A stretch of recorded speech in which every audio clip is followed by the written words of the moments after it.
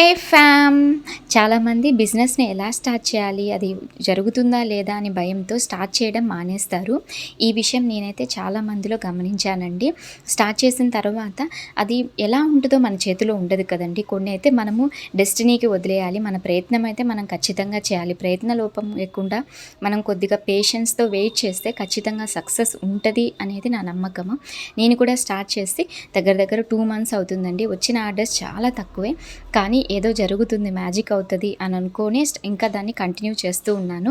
ఈరోజైతే మీకు satin scrunchies చూపిస్తున్నానండి. ఇవి మనకి మీడియం సైజ్ అనమాట. ఒక్కొక్కటి 40 రూపీస్ పడుతుంది. మంచి క్వాలిటీ సాటిన్‌తో నేనైతే తయారు చేశాను. ఇందులో 8 కలర్స్ అవైలబుల్‌గా ఉన్నాయండి. ఎవరికైనా కావాలంటే నాకు మెసేజ్ చేయండి. యాక్చువల్‌గా బిజినెస్‌కి ఖచ్చితంగా ఒక వాట్సాప్ నంబర్ అనేది ఉండాలి. నేను ఇంకా తీసుకోలేదు, తీసుకుంటాను త్వరలో. కావాలంటే మాత్రం వెంటనే ఇప్పుడు నాకు యూట్యూబ్ కానీ ఇన్‌స్టాగ్రామ్‌లో గనక చూస్తున్నట్లయితే నాకు డీఎం చేయండి. ఏదైనా మొదలు పెడితేనే కదా మనకు తెలుస్తుంది అది జరుగుతుందా లేదా, సక్సెస్ అవుతామా లేదా, కనీసం ఎక్స్‌పీరియన్స్ అన్నా వస్తుంది కదా!